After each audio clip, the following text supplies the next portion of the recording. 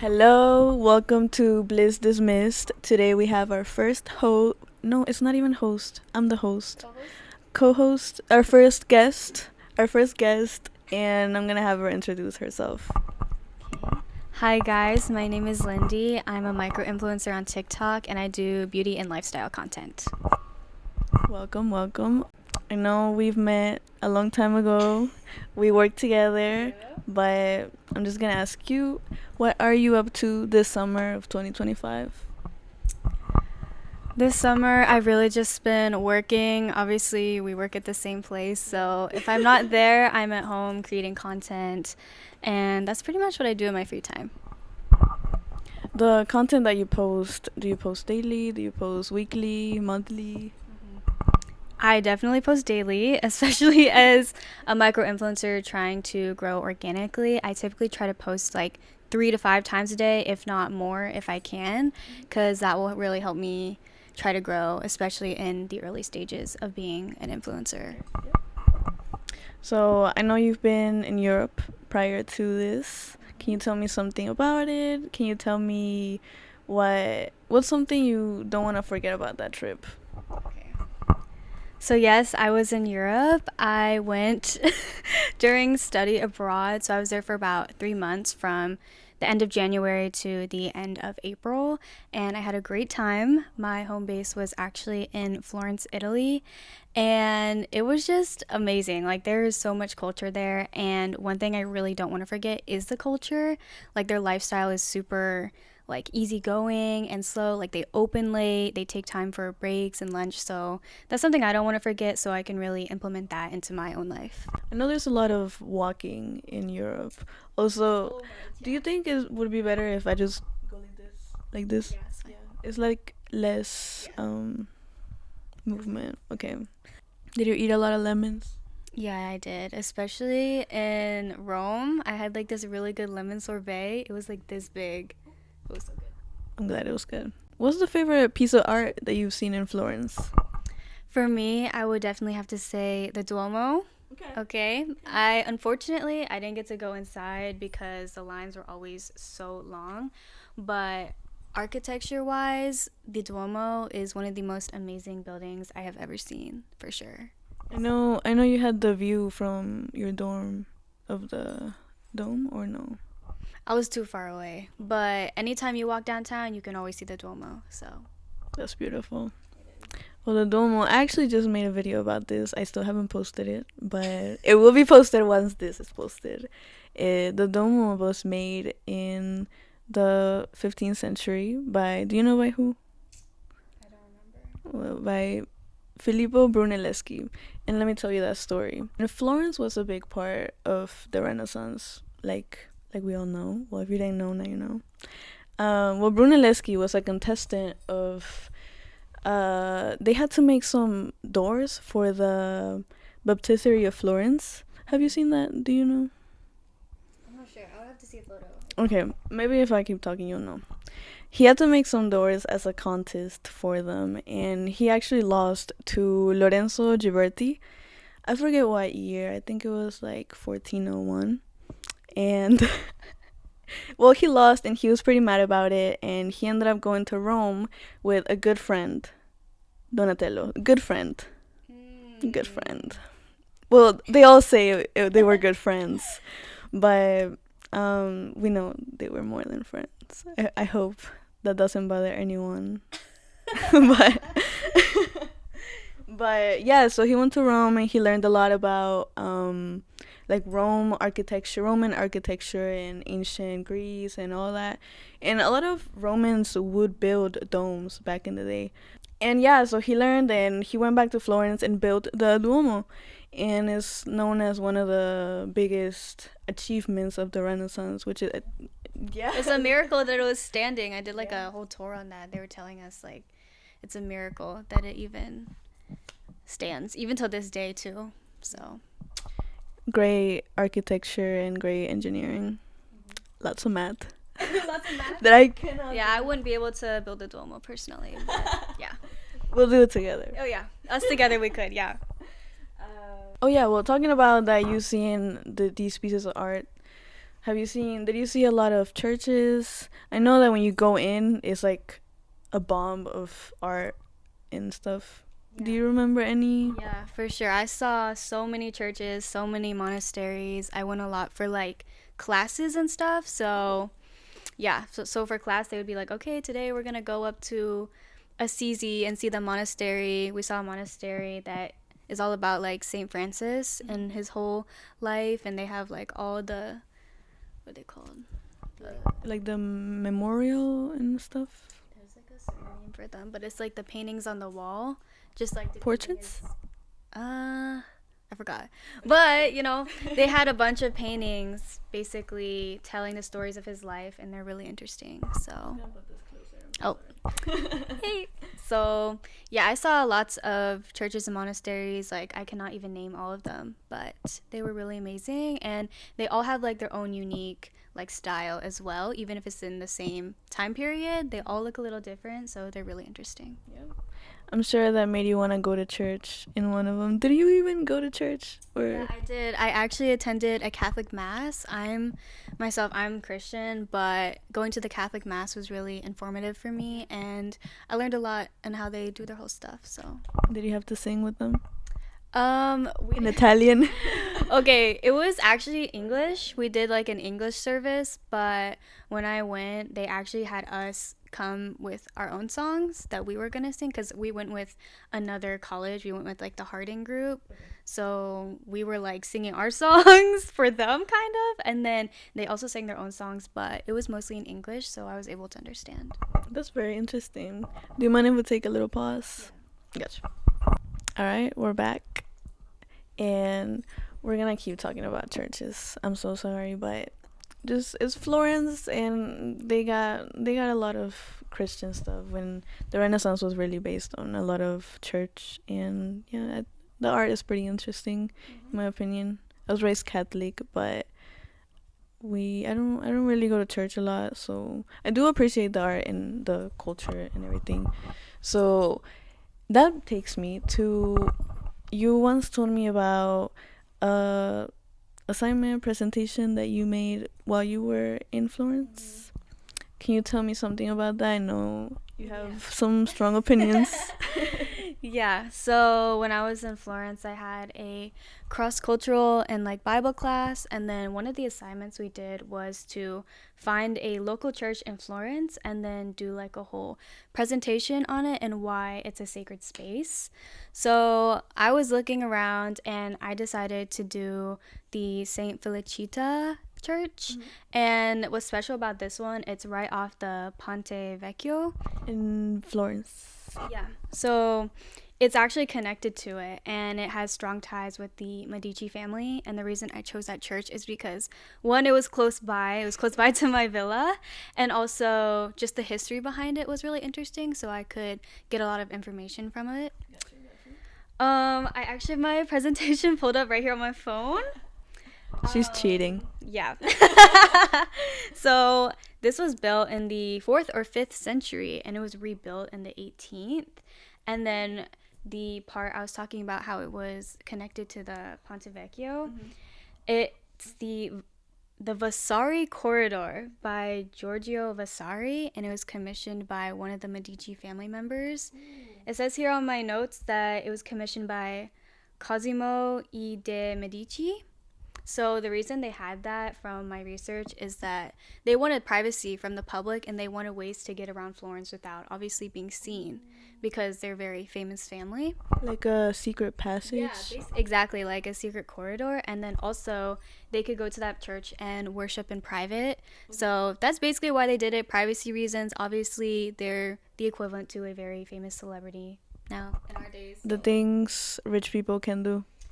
Hey, if you have the money, I mean, why not? So that's exactly what they did. And yeah, so I did my whole presentation on why that specific church is a sacred space. And my name for my project was The Echo of Emotions, Saint Felicita's Sacred Space. And the reason I did that is because this church is actually less ornate than a lot of the churches that I went to, and I thought that was really interesting. And when you first walk in, basically all you can see is like the altar in the front, and then on the sides are these giant murals, like giant murals. They were so big. And that's kind of like the only decorative part in there. It's not very colorful. I mean, like the tile is like white and gray, and then the architecture is really just like muted, and the only color is pretty much the paintings.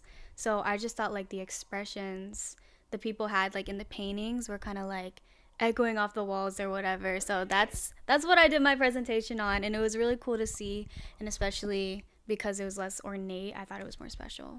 Especially because nowadays churches we don't see these type of frescoes and murals or stained glass. I barely see that. Whenever I see it, I get so surprised. I'm like, I wish this was still going on. Exactly. Yeah. So part of my presentation was to compare it to like my own church, or like my home church. So I go to church in Manassas, and our church, it does have like the raised ceilings, and we have like one little like stained glass thing in the front, but seeing the difference between the churches is really interesting. And I think, you know, churches should reflect how you feel about your faith and encourage your faith as well. So that was super interesting to see. And honestly, I felt like, it is more sacred when it's more ornate, and It feels more. yeah, it should like reflect how you feel about your religion. So that was the whole point of my project, and it was super cool to see.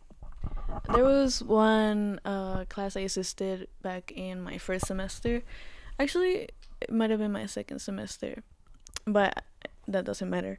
But my professor was talking about how they would build cathedrals to attract the people and obviously follow the word of God in the Bible. But if you actually look at the cathedrals, I know we're talking about churches, but cathedrals are also sacred places to worship.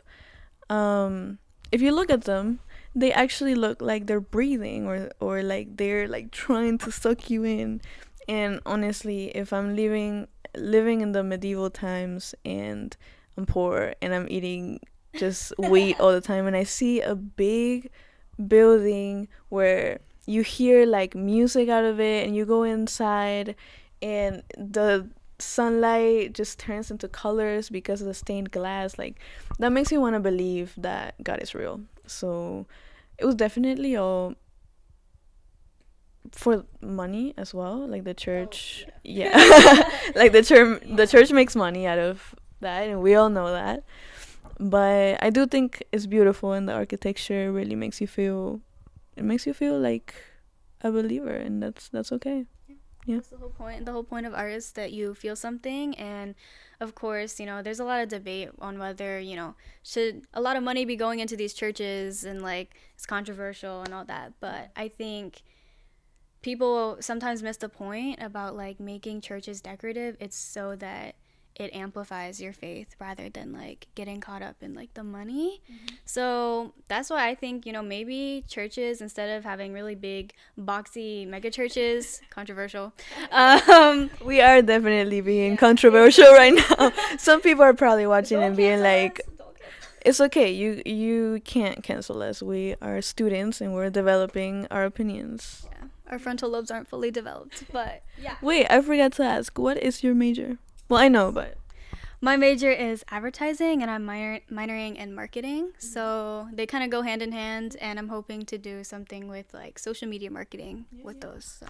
so that takes us to a question: that do you think social media helps artists and art in general develop, or the opposite? I think I think, as a okay, as a micro influencer, I think social media has been a really big tool, and there's so many opportunities on social media. And I think if you use it the right way, it can definitely help you and help small businesses and content creators. And in my opinion, since obviously I'm an advertising major, I view social media as a way to advertise freely and customize it to how you want for free, basically. And all you have to do is like put in the work. So I think it is honestly a great tool to help businesses and creators grow. So I don't see how it would like not, as long as you're using it the right way. Yeah. I think an argument that some people would say is that it social media is not real. Like the personality that you show in social media is not everything that you are. But I think I agree with you. If I make art and I want to show it to other people, social media would be a great tool to create a community and just build people that like you, you know? Ooh. Well, we both like fashion. You can see.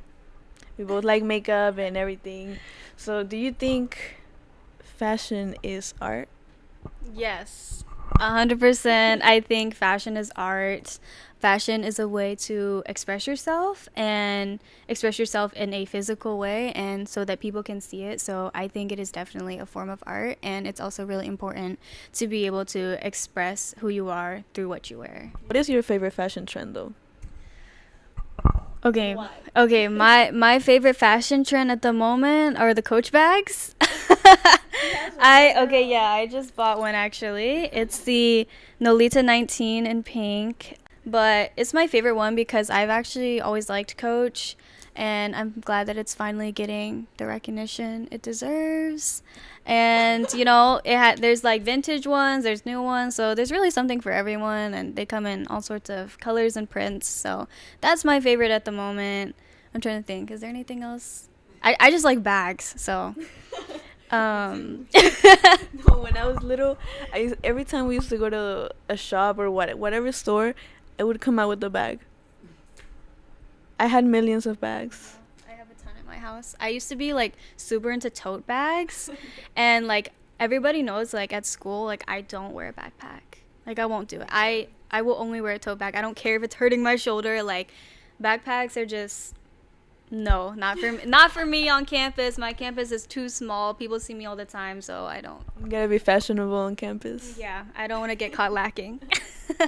Well, one thing I don't like about tote bags, I'm literally wearing a tote bag. As not right now, but like I have one right now. It's just too deep. I lose everything and I have to like search, and yeah. But I do like that purse that you have over there. This is very Very small. accessible. It would probably only carry my makeup at school, but yeah, the tote bags I use at school, they're bigger and they have pockets. So definitely get the ones with pockets, because Now we're yapping about tote bags. It's okay. Um, yeah, I do like the trend. The trend. Wait, you said Coach? yeah, the Coach Oh. bags. Not you being a Coach. What Ambassador? ambassador? Y'all, this is not paid. Coach does not sponsor me. I wish they did, but they don't. You should. She is even matching like the shirt and the purse and the mic and the everything. Yeah. Okay, then I would say my favorite trend is pink. I love pink, and I know everybody. Well, not everybody. I'm gonna speak for myself. There was a moment in my life where I was like, no pink, Yes. no pink, just black. Yeah. But now the mixture of pink and black, to me, that I think that's my favorite fashion trend right now. And polka dots. I like polka dots. I feel like that's super like Y2K and stuff, and I've always liked pink. I did have a stage where I was like, no pink, only like blue or something. I don't want to be like too girly or whatever, but I mean, my childhood room is literally like this pink. So, yeah. Can't escape the pink. I can't escape it, so I've decided to embrace it, and honestly, pink looks good on me, so I'm going to wear it. So, Why do you think so many girls had that face? I don't know. I just felt like I didn't want to be like too girly or something. I don't know. I just Maybe because pink wasn't taken seriously, or this could be controversial, but this is our personal feelings. I felt like that. I felt like I didn't want people to see me as like a kid. I mean, obviously I was a kid, but like the time where I didn't like pink was like in my younger teenage years. I was like, oh, I'm not a kid anymore. I don't like pink. I like blue. So I think that's why I was like, you know what, no more pink. But now that I'm older, I'm like, it's just a color. Who cares? Like I can wear whatever color I want. It doesn't change what age I am. I mean, if I don't want people to see me as a kid, I just act mature. It doesn't matter what color you wear. So. That is true. Very true. Facts. Yeah, I think that's really all I have to ask you. We made up some questions on the way, and it was good. But thank you so much for coming. And I know this was short, but it was very productive. Yeah, thanks for having me on here. Y'all support Go follow her. No, support her. Support her. No, yeah, we're both growing on TikTok right now, so go support Lindy. She's great. She does great reviews. If you if you want to get put on. Yeah, if you like actual real reviews and not just fake sponsored ones, you know, I got you guys. Yeah, She got you. I got She got you. Thank you guys so much for watching, and welcome to Bliss Dismissed. This is gonna keep going, and we're gonna have great guests like Lindy. There's gonna be so much more, and yeah, stay tuned for the next one. Thank you so much.